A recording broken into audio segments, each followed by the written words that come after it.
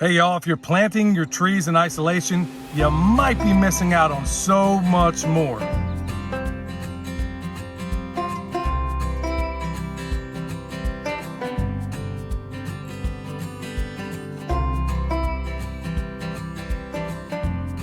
All right, y'all, you need bone sauce, comfrey, any of that stuff. Go check us out at the website. You can find it right there in the description. EMP shield, bam, it's down there too. Also chicken processing down there, but I'd be remiss if I didn't point out the most consequential Kickstarter on the planet. Check it out. Okay, with that said, y'all, we're gonna get right into it.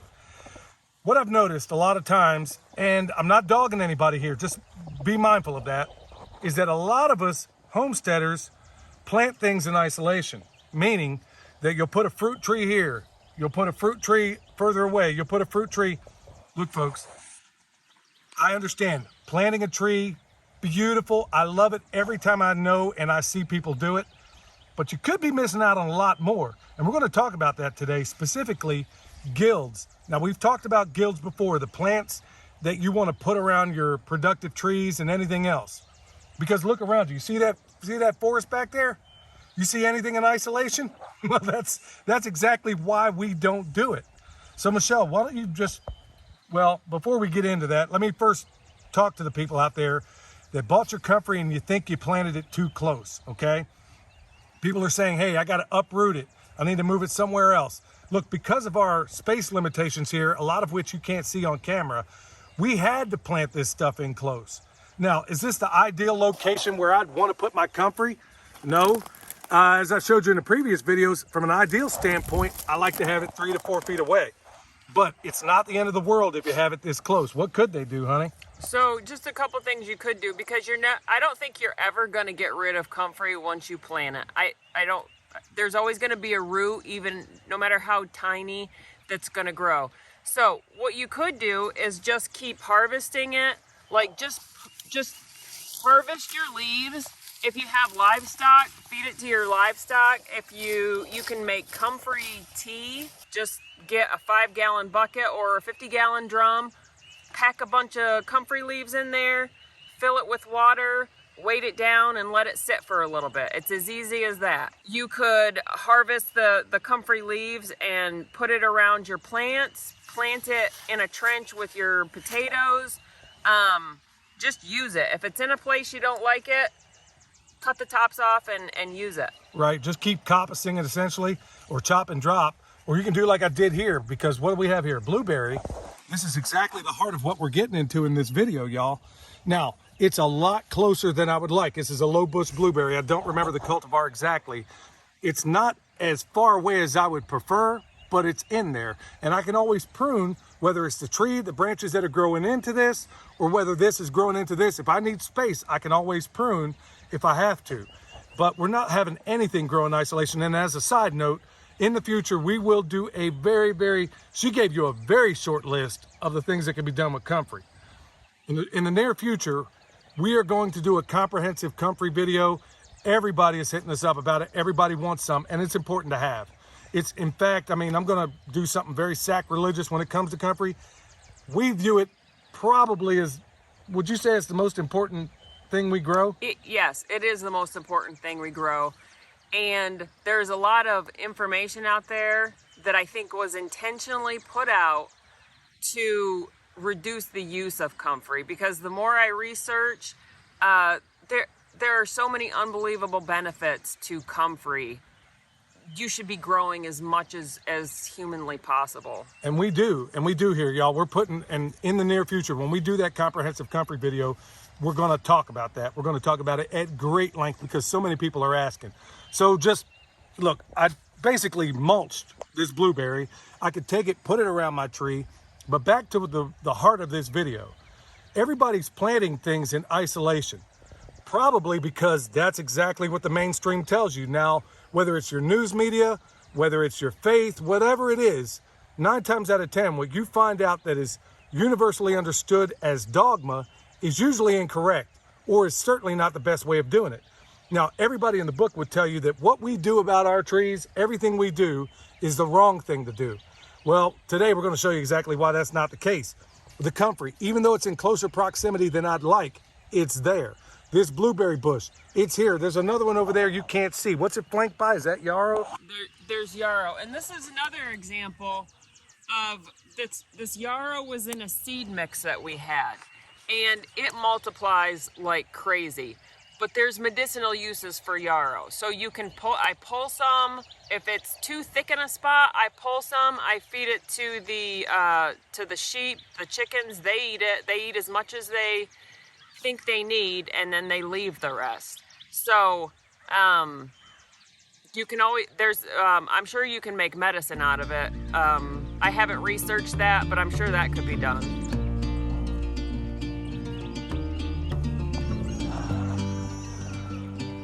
This is another example. Everybody says, don't put another tree so close to the other. Well, let's take a look here. What do we have? There's a moral to this story. This here is a black locust that I coppiced. This here is another black locust that I coppiced. It is in the same hole as this apple tree here. Now, we had a hard freeze the other day, so it's coming back to life. Here's what I want to point out, and we've done this numerous times. This is a no-no by the conventional model, right? But if you stand up and look at this tree that I had to prune back, it's every bit of 12 feet tall compared to this one right here that doesn't have anything in the same hole, y'all. And you will see this over and over and over again, that if you put your nitrogen fixing shrubs, your nitrogen fixing trees, black locust isn't the best for this application, but it was seeded here. We didn't take it out. Something like a mimosa would have been a whole lot better, because in that case I could at least chop it and drop it, leave it right here in the mulch ring.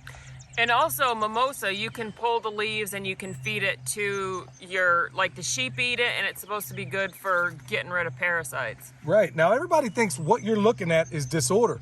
Folks, this is design. This is the replication of nature, which is exactly what we're wanting to do. Michelle, let's give them, we have yarrow over here. We have some yarrow planted. Here's some remnants of stuff from last year, and this will grow tall and it'll get white flowers that the bees love. We also have strawberries planted in here as a ground cover, and you can see all the white blossoms that hopefully we'll have a ton of strawberries this year. So folks, you got a productive ground cover, okay? We want to replicate all 7 layers of a forest everywhere we plant a tree. So you got that overstory, the understory, the shrubs, so on and so forth. We've talked about it numerous times. But within here, what you don't see, tell them everything we have just within this ring. So within our trees mulch ring, we have comfrey, we've got daffodils, we've got garlic. On the other side of the driveway, we have, we're experimenting with, I threw some tulips in just because there was a color that I like. There's also crocuses on the other side. I think that's the only different thing, is I threw in some crocuses and I also added tulips. Right, but now look, y'all, your stuff around your tree doesn't have to be unproductive. In opposite angles, we have a nitrogen fixing shrubs that we're gonna put in, right? And what, sea buckthorn, what's another one we're gonna put in there? Siberian pea shrub. Right, and then flanked from that are the blueberries. So all within, so think about it, y'all. It's no different than what Joel Salatin and a number of others teach regarding your animals. So let's say your cows go through first, then your sheep, then your ducks and your chickens, so on and so forth. Instead of having that one piece of land that is used for one sole purpose, you can get more production out of it, have your trees and everything within it, because we're treating it like the fingers of your hand. You know, the thumb does pretty good by itself, but it does really good with all the other ones with it, right? That's exactly what these guilds can be set to do. And they can also be productive in things you eat. So a couple other things to consider, not just nitrogen fixers, but one thing that we're doing that I would like to get done this year is to have rosemary planted around every tree. Rosemary is, it's good medicine. We feed it to our pigs every day to help with parasites. Another plant we want to plant around, I'm working on growing enough to plant around every fruit tree, is thyme, because it will help repel some of your fruit tree pests. Calendula, you can plant calendula around your whatever species might be affected by nematodes, because it repels nematodes. So don't just focus on nitrogen fixers, but investigate other species, whether they're herbs or flowers or whatever, that you can plant that are going to help your fruit trees and your animals. Absolutely.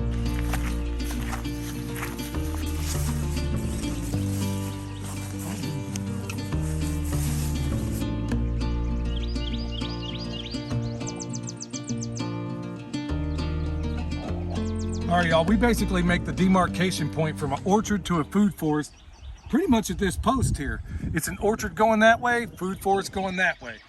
Now, this is where, folks, you're gonna really, well, you saw it up here, but we're trying as best we can to put in as many perennial systems as possible. Tell them why. So we've got, it might look like weeds, but if you look closer, we have a bunch of yarrow that's coming up. We have parsley that survived the winter and it's growing. We have another parsley up there. We've got some oregano right next to the parsley that's growing. What do we got right here, y'all? What she was talking about a minute ago. Wow, rosemary, look at that. And everything you're seeing by and large is perennial. Check it out. I want to make sure I point this out, that somebody would come over here and think, okay, this tree here is being inundated with a bunch of weeds. No, it's not. It's yarrow. And everybody can coexist in this same area with the permaculture methods that we use. So check it out. I mean, what do we got here coming up? Is that, that's garlic, yeah. We got another blueberry sitting right there. Got another blueberry over here. All of it in very, very, very close proximity. Comfrey going up over there. Folks, this is what we're talking about. When you go to town or when you see a place where all they have an isolated species here and there, there's not one thing in nature that does it that way. All right, Michelle, back to you.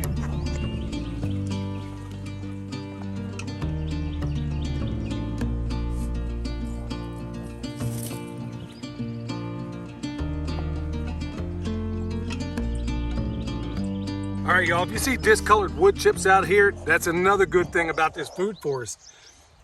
William does a lot of wood carving, and all the spent wood that he can't use goes right here. Why not? That's exactly the way nature would do it. Nature puts her fertility on top, by and large. All right, we're standing next to this peach, not structured exactly perfectly, but you know, I'm working on it, getting it squared away with the pruning. Michelle, what else we got around here? We got more strawberries. Down the hill, we've got more oregano growing. We've got some hyssop coming out. We've got a little bit of horseradish planted in the mound. We've got some marshmallow planted down there. Just a whole variety of different herbs and things growing. Also remember, look at some of the previous videos we did last year at the growing season. When you have open spaces in between your trees, why can't you do something of a syntropic thing? You could sit here and grow annuals in between there instead, especially for you people that hit me up in backyards where you're in small spaces. Use every bit of it. There's no reason, if you wanted in between this tree and that black locust over there, there's no reason I couldn't have, like we did last year, a row of potatoes going right up through here, okay? It could be annuals. And then up and down there, we got, what did we see a little while ago? Asparagus popping up. There's so many different things that you can situate within these areas. Michelle, what else? You got a bunch of starts going up there. What are you going to do with the extras? So last year we had a few extra. We had kale, mustards. So I took some of the extra starts that I couldn't find any other space for, and I just planted them in the mound. And they seem to be, they're coming back this spring. So we'll, that's what if any extra starts I have, I just throw into any little space that I can find. And it works perfectly. It may not, you know, your first couple of years, it may not, but guess what? As I go down, this was the worst soil in the world. As I go down here and I get into it, y'all, I get into some really good stuff. You see things breaking down. These are wood chips that were wood chips about 8 months ago, and now they're turning into soil. So that's exactly how look, at the end of the day, if you wonder how you ought to be planting things, there's nothing wrong with planting in lines and rows. You can do that. But also consider the way nature does it. Nature doesn't grow in straight lines. There's nothing perfectly symmetrical by and large in nature, except maybe for a circle, and that's a bubble. But when it comes to your growing media, it's going to look to the Western eye. What you see in a lot of what we do is going to look like complete disorder. That's because you don't yet understand how nature does it, and it's easy to learn. Just walk out into there, and that's exactly what your Zone 5 is for. Zone 5 being nature, is to go out there and educate yourself and ask yourself, okay, how are you doing it out here? Okay, good. Now I want to replicate it at home. All right, y'all. So we've given you a snapshot of all the things that can be done in here. Whether you're doing alley cropping, could you run chickens in and out of these rows? Absolutely. We've done it before in the other orchards we put in. There's so many different things you can do, but honestly, at this point, we are leaning more and more and more into perennial systems where they produce without a whole lot of work from us, just like these strawberries here that are basically taking over the area. How cool is that? My ground cover is strawberries. I don't see a losing proponent here, and they seem to love this area. So folks, think about those little interstitial spaces between your trees, between everything else. Think about how you can get more bang for the buck in those areas, okay? Remember, y'all, if you want to support us, check out the description box, check out the website. If there's anything we can do to help, we're there to help. Put your comments down below. We get back to everybody. And by the way, we got a lot of growth as of late. If I don't respond to your comment, y'all, it's because I don't know about it, okay? So be a little patient with us. We're still trying to figure out how all these things work. Till next time, this is Billy and my homestead hunting Michelle from Perma Pastures Farm, where permaculture is my passion. We'll see y'all next time.